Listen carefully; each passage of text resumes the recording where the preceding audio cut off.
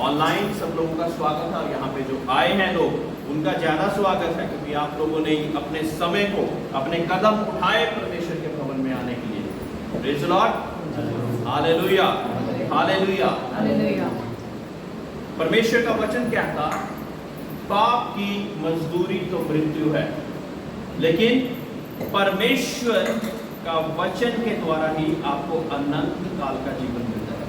प्रभु परमेश्वर यीशु मसीह के द्वारा आपके लिए रास्ता खुल गया, यानी कि परमेश्वर की ओर बढ़ने का। पाप की मजदूरी तो मृत्यु है, और उस मृत्यु के बाद क्या होगा? आपको प्राप्ति होगी, या तो स्वर्ग की या नरक की। उससे जब तक हम जीवन में हैं तब तक ये निर्णय हमारा लेना बहुत ज्यादा आवश्यक है। अगर हम उसको नहीं जानेंगे तो मरने के बाद हम सोचें कि अब सोच ले आत्मा की शांति मिल जाए, तो जो आत्मा जिसने जहां जाना था वो पहुंच चुकी है। लेकिन यही जीवन 70 बरे 80 बरे या जितना भी जीवन परमेश्वर ने दिया है, उसके बीच में ही हमने परमेश्वर की दुआ बंदगी में, उसकी नजदीकी में बढ़ता जाना है। ठीक है? परमेश्वर ने मनुष्य को जब अपनी शक्ल और सूरत में बनाया, 7 दिन में परमेश्वर ने पूरी सृष्टि की रचना करी।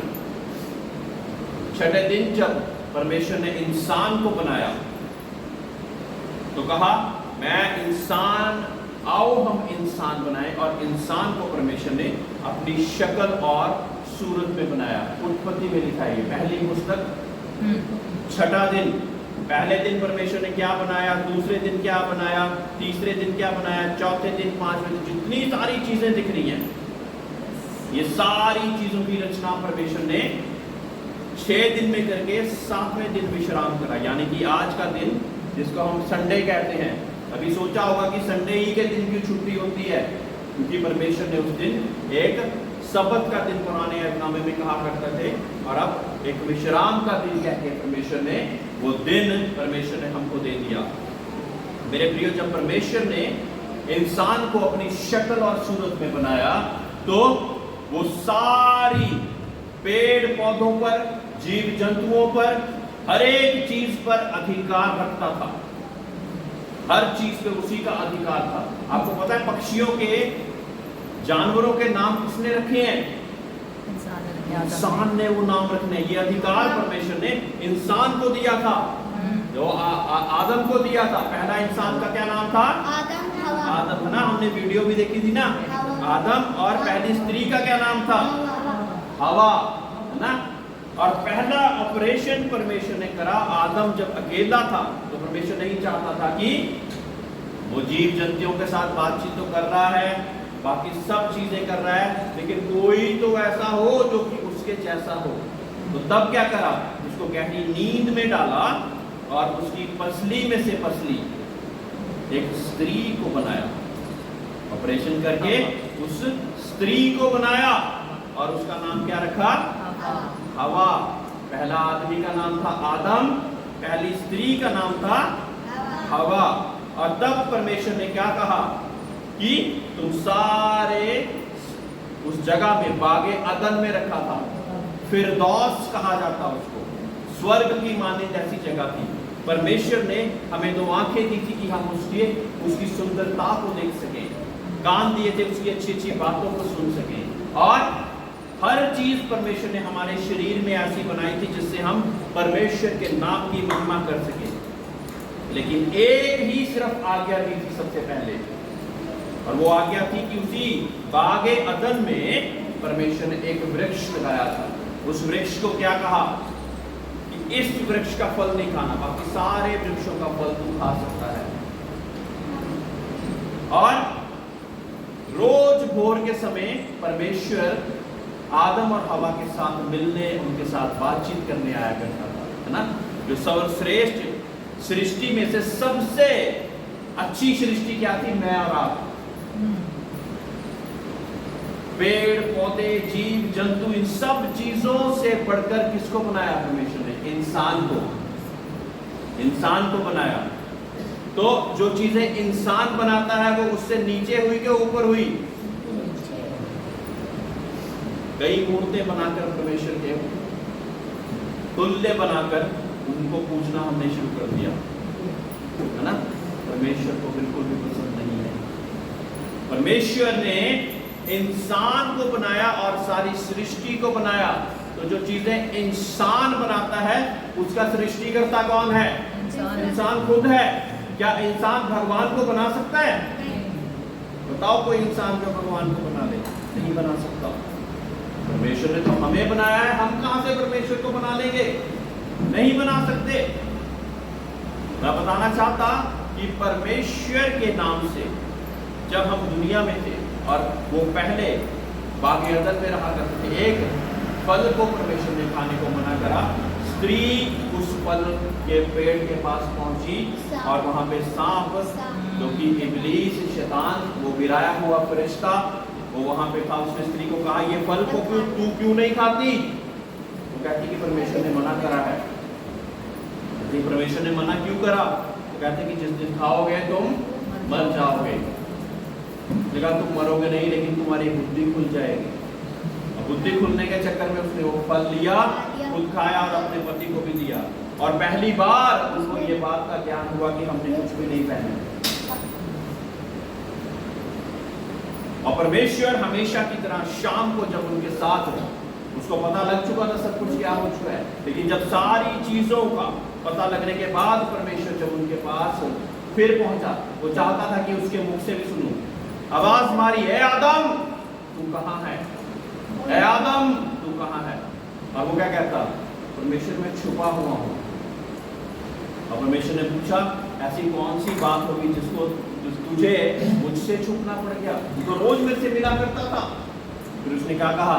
जो स्त्री तूने मेरे साथ दी है, जो फल तूने बोला था मत खाना, वो उसने मुझे खाने पर विवश करा, और उस कारण मुझे पता लग रहा है कि मैंने कुछ नहीं पहना, इस कारण मैं तेरे सामने नहीं आ पा रहा। फिर स्त्री से पूछा, स्त्री कहती, उस वृक्ष पर सांप आया था और उस सांप ने मुझे वो फल दिया, मैंने खा लिया। और फिर शाप दिए परमेश्वर ने। सांप को बोला कि तू मिट्टी के बल चलेगा और तू मिट्टी ही चाटेगा, मिट्टी के बल चलेगा और मिट्टी ही चाटेगा। स्त्री को बोला, जब तू बच्चा जनेगी, ये शाप दिए हुए हैं, बच्चा जनेगी तो तुझे इतना दर्द होगा जैसे कि तेरा दूसरा जन्म हुआ हो।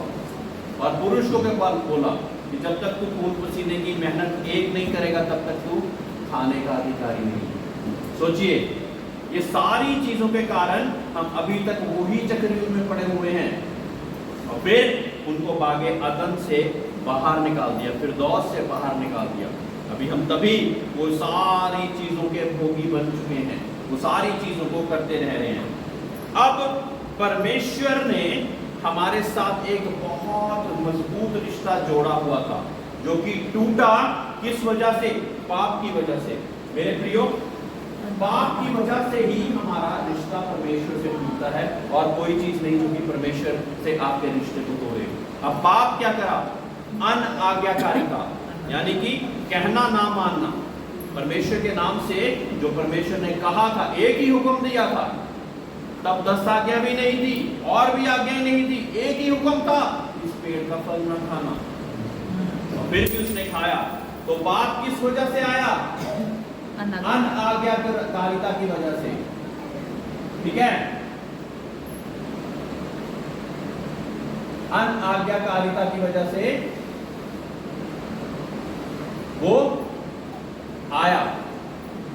तो हर एक व्यक्ति जब अनाज्ञाकारिता में चलता रहता है, तब तक हमारे ऊपर पाप का अधिकार रहता है। पाप हमारे जीवन में क्या क्या चीजों को लेकर आता है? पाप हमारे जीवन में शाप को लेकर आता है, दरिद्रता को लेकर आता है, परमेश्वर की आशीषों को रोक लेता है, हर एक दुष्ट के बंधनों को हमारे जीवन में अधिकार रखने के लिए वो निमंत्रण दे देता है।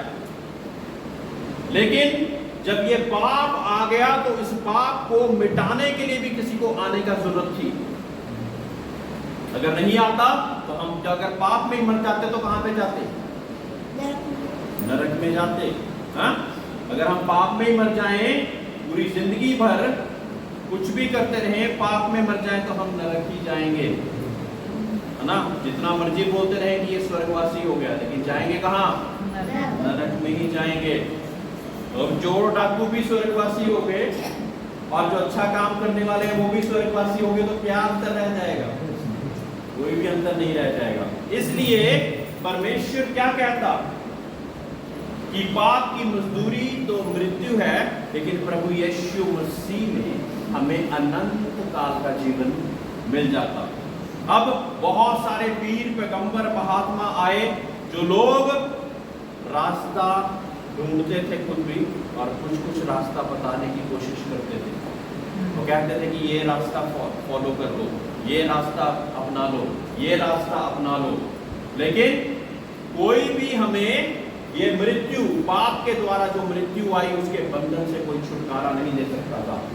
पाप के बंधन से छुटकारा देने के लिए परमेश्वर के वचन में लिखा हुआ, और तमाम ग्रंथों में भी लिखा हुआ, एक निष्कलंक, है ना, जो हमारे वेद हुए हैं, जो पढ़े लिखे लोग हैं ना, हमारे इंडिया में हिंदू, सिख, मुसलमान, इन ग्रंथों में भी लिखा हुआ है। बाइबल पे हम बात में आए, अगर उन ग्रंथों में भी क्या लिखा हुआ है? एक निष्कलंक मेमना, जिसके सिर पर कांटों का ताज रखा जाएगा, पसली में बाला खोपा जाएगा, उसके दोनों पैरों में, हाथों में कीलें ठोकी जाएंगी, जिसने पूरी जिंदगी भर में कोई पाप नहीं किया होगा, वही हमें इस पाप के बंधन से आजादी देगा, और कोई भी नहीं दे सकता। अब जितनी संतानें हुई, वो एक पुरुष और स्त्री के संबंध से हुई, यानी कि जो उसके पूर्वज वो हैं, पापी हैं, तो आगे संतानें कैसी होंगी? वो भी पाप में ही पैदा होती जाएगी। तो फिर क्या करना पड़ा? परमेश्वर को कुछ अलग करना पड़ा, कुछ अलग करना पड़ा, ताकि मुझे और आपके उस पाप के बंधन से छुटकारा दे सके। परमेश्वर ने जगत से ऐसा प्रेम रखा कि अपना इकलौता पुत्र दे दिया, ताकि जो कोई उस पर विश्वास लाए वो नाश ना हो, परंतु अनंत जीवन पाए। काफी देर तक इतने पीर, पैगंबर, महात्मा आने के बाद जब छुटकारा कोई नहीं दे पाया, मुक्ति का रास्ता कोई नहीं दे पाया, लोग ढूंढते रहे मार्ग को, सत्य को, जीवन को। कोई एक टांग खड़े होकर ढूंढ रहा है, कोई ऐसे ऐसे नंगे पांव जा रहा है, कोई ऐसे ऐसे सिर के बल ऐसे ऐसे घूम के सोच रहा है मुझे मुक्ति प्राप्त हो जाएगी, लेकिन मुक्ति प्राप्त नहीं हो रही है। फिर परमेश्वर को एक रास्ता बनाना पड़ा, जो कि गरीब के लिए भी, अमीर के लिए भी, और हर एक व्यक्ति के लिए वो रास्ता आसान हो, और हर एक व्यक्ति वो कार्य कर सके। अगर मुक्ति पैसों में मिलती होती, तो जो अमीर लोग हैं वो सबसे पहले खरीद लेते हैं। गरीब व्यक्ति क्या करता? कुछ भी ना करता, है ना। पिछले जमाने में क्या होता था? लोग बलियां दिया करते थे कि हमारे पाप दूर हो जाएंगे। बैल की बलि देना है, कोई घोड़े की भी बलि चला करती थी, कोई जो थोड़ा गरीब था वो कबूतरों की बलि दिया करता था। लेकिन इस वजह से पाप हमारे कुछ देर के लिए दूर हो जाया करते थे, लेकिन अगले साल फिर अपने और अपने खानदान के लिए बलियां देनी पड़ा करती थी। हमेशा के लिए पाप जो दूर कर दे, ऐसा कोई समाधान ही नहीं बन रहा था। फिर परमेश्वर ने अपने इकलौते पुत्र को दुनिया में भेजना पड़ा। आसमान में जब एक आवाज आई कि अब मैं सब लोगों को मनुष्य के छुटकारे के लिए, मुक्ति के लिए भेज चुका, लेकिन वो तो पाप में जीता और पाप में ही मर जाता, कौन जाएगा? तब उस सन्नाटे को चीरते हुए एक आवाज आई, वो परमेश्वर के इकलौते पुत्र की थी। क्या कहा उसने? परमेश्वर तू मुझे भेज, मैं जाऊंगा, मुझे भेज, मैं जाऊंगा। मेरे प्रियो, सब लोग चुप पता किस लिए थे? क्योंकि उनको पता था कि दुनिया में जाएंगे तो वो सारी मुसीबतें, परेशानियां हमको भी झेलनी पड़ेगी। यहाँ पे स्वर्ग में बैठे हैं, आराम से बैठे हैं, तो हम क्यों जाएं? लेकिन मेरे प्रियो, उस बेटे ने, प्रभु यीशु मसीह ने ये ढांढस बांधा कि नहीं पिता तू मुझे भेज, मैं जाऊंगा मनुष्य के छुटकारे के लिए, उसको मैं पाप में मरने नहीं दूंगा, मैं उसके लिए रास्ता बनाऊंगा। और फिर मनुष्य और स्त्री के संबंध से नहीं, लेकिन एक कुंवारी मरियम के द्वारा परमेश्वर यीशु मसीह का जन्म हुआ। कि जो भी लोग परमेश्वर मनुष्य और स्त्री से जन्म ले रहे थे, वो क्या हो रहे थे, वो सारी उनके खून में, जो मेडिकल का जानते वो जानते कि हमारे डीएनए में वो वही पुराना खून चलता जा रहा। तभी हम कहते हैं ना अपने बेटे को हमारा खून है। तो जिसमें परमेश्वर का खून हो और जिसमें पाप ना पाया जाए, वो ही हमारे छुटकारे के काबिल हो सकता था, कोई और नहीं हो सकता था। इसलिए प्रभु यीशु मसीह ने मरियम के द्वारा, किसके द्वारा, मरियम के द्वारा। अब मरियम की मंगनी यूसुफ से तय हो चुकी थी। जब दिसंबर आएगा तो हम क्रिसमस मनाते हैं, हा? तो मरियम की मंगनी यूसुफ से तय हो चुकी थी। उससे पहले ही स्वर्गदूत उसके सपने में आया मरियम के और उसको कहा, ये मरियम तू सब स्त्रियों में श्रेष्ठ है, क्योंकि प्रभु का अनुग्रह तुझ पर हुआ है। तू सब स्त्रियों में श्रेष्ठ है, क्योंकि प्रभु का अनुग्रह तुझ पर हुआ है। वो कहते कि ये खबर क्या है, मैं नहीं समझ पा रही। कहती कि परमेश्वर तेरी कोख के द्वारा एक बच्चा जन्मना चाहता है और उस बच्चे का नाम तूने यीशु रखना है।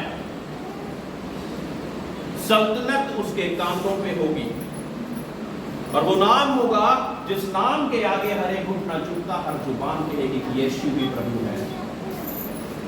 सल्तनत उसके कांधे पे होगी। उसने क्या कहा, मैं तो अभी तक किसी पुरुष के संबंध में नहीं आई, तो ये कैसा होगा।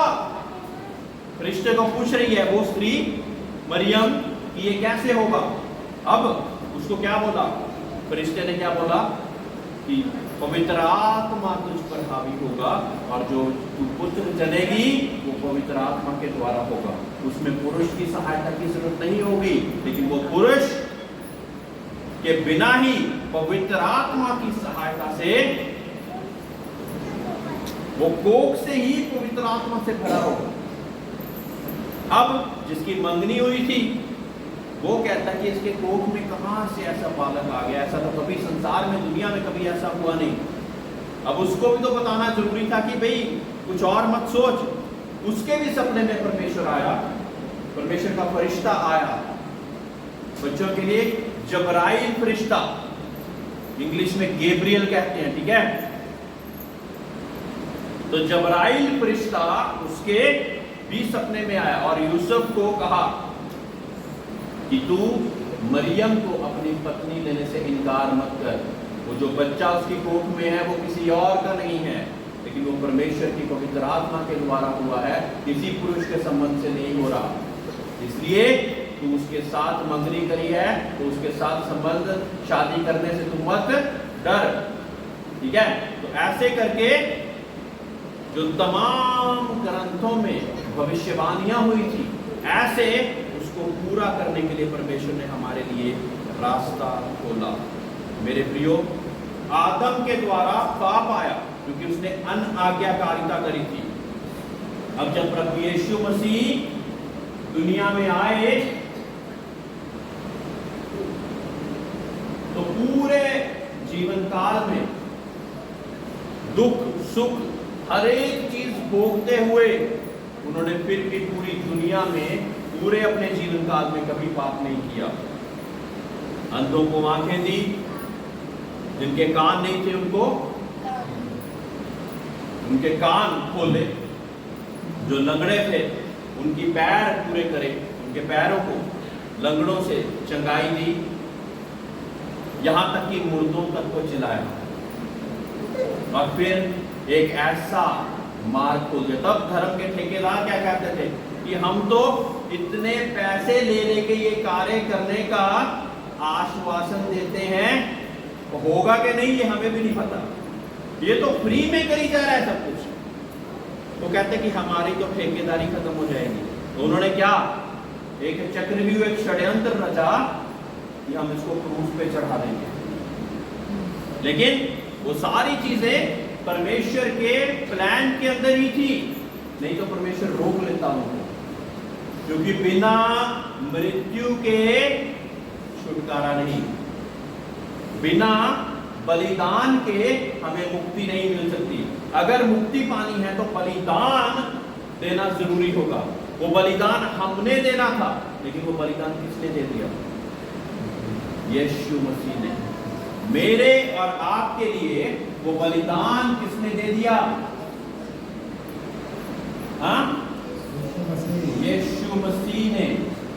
इसीलिए अब किसी और को बलिदान देने की जरूरत नहीं, कोई बलि चढ़ाने की जरूरत नहीं, ना कबूतर की, ना बैल की, ना बछड़े की, ना बकरे की, किसी चीज की बलिदान देने की आपको जरूरत नहीं। आपने करना क्या है? विश्वास। जो उसने काम किया है परमेश्वर यीशु मसीह ने, उस पर आपने क्या करना है? विश्वास। और परमेश्वर का वचन कहता कि विश्वास करने वालों के लिए सभी चीजें संभव हैं। उस आयत को जो कि पूरे वर्ल्ड में, पूरी दुनिया में सबसे ज्यादा जानी गई है, उसको मैं दोबारा दोहराता हूं। परमेश्वर ने, पीछे बोलिए मेरे, परमेश्वर ने जगत से ऐसा प्रेम रखा कि अपना इकलौता पुत्र दे दिया, ताकि जो कोई उस पर विश्वास रखे वो नाश ना हो, परंतु अनंत जीवन पाए। अब पता लगा कि क्यों हमने प्रभु यीशु मसीह को चुना। क्योंकि एक मुक्ति का रास्ता जो कि बलिदान के द्वारा तय होना था, वो कोई और नहीं कर पाया। सभी बहुत अच्छे लोग हैं, मैं उनकी इज्जत करता, लेकिन मुक्ति नहीं होगी तो मैं स्वर्ग में नहीं जा पाऊंगा। तो मुक्ति के लिए क्या करना होगा? मुझे विश्वास करना होगा।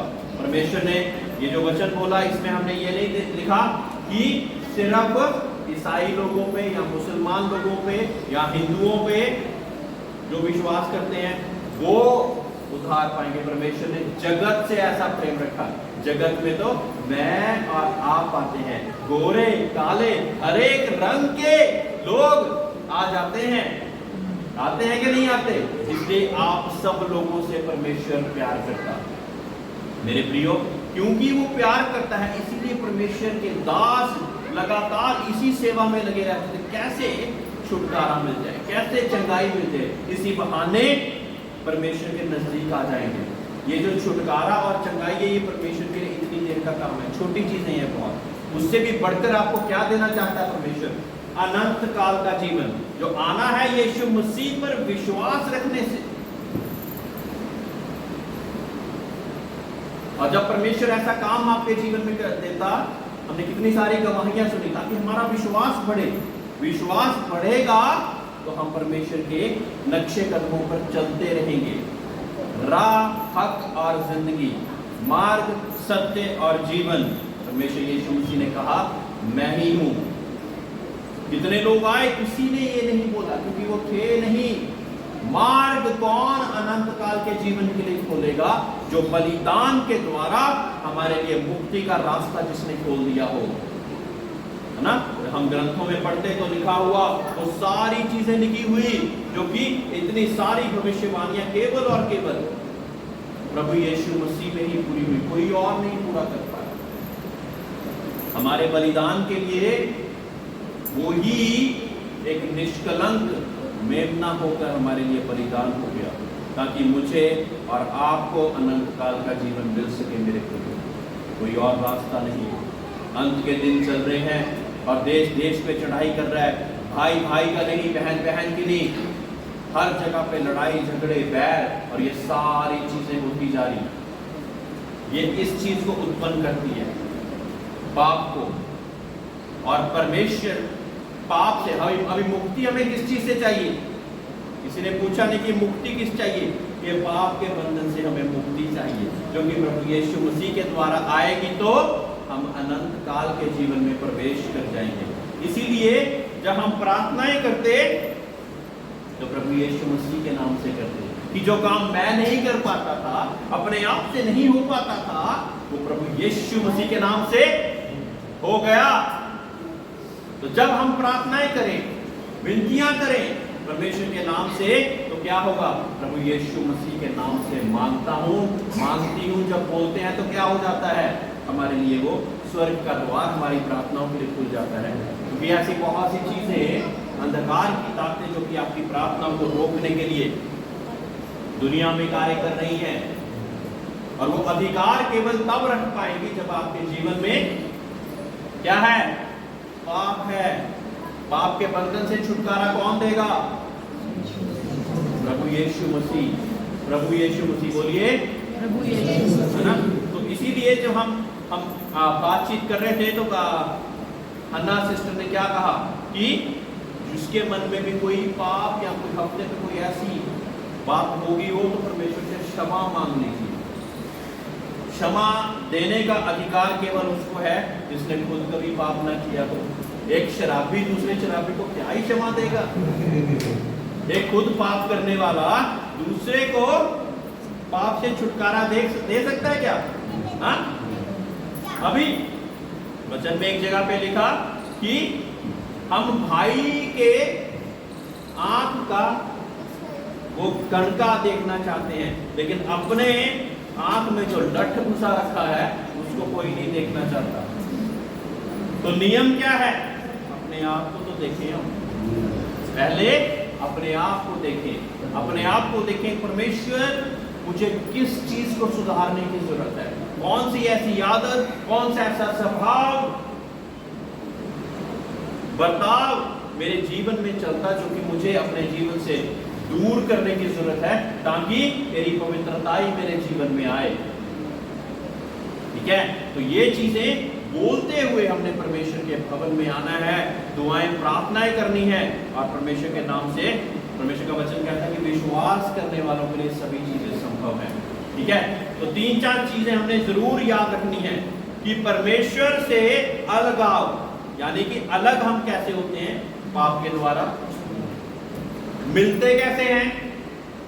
यीशु मसीह के द्वारा, क्योंकि उसी ने बलिदान दिया और पापों से हमें मुक्ति दे दी। और फिर हम विश्वास के द्वारा निरंतर डेली चलते रहते हैं, निरंतर रोजाना चलते रहते हैं, जिस वजह से हमारा संबंध परमेश्वर के साथ मिला रहता। परमेश्वर का वचन कहता, जो डाली मुझ में रहती वो सदा फल लाती। बड़े ही सरल शब्दों में मैंने आपको ये वचन को समझाया है। इसको दिल से पकड़े रहना, कभी अलग मत करना। ठीक है? कि पाप कहाँ से आया? और पाप के बिना या तो पाप हो सकता है या परमेश्वर हो सकता है। पाप होगा तो परमेश्वर नहीं होगा, परमेश्वर होगा तो पाप का कोई स्थान नहीं है।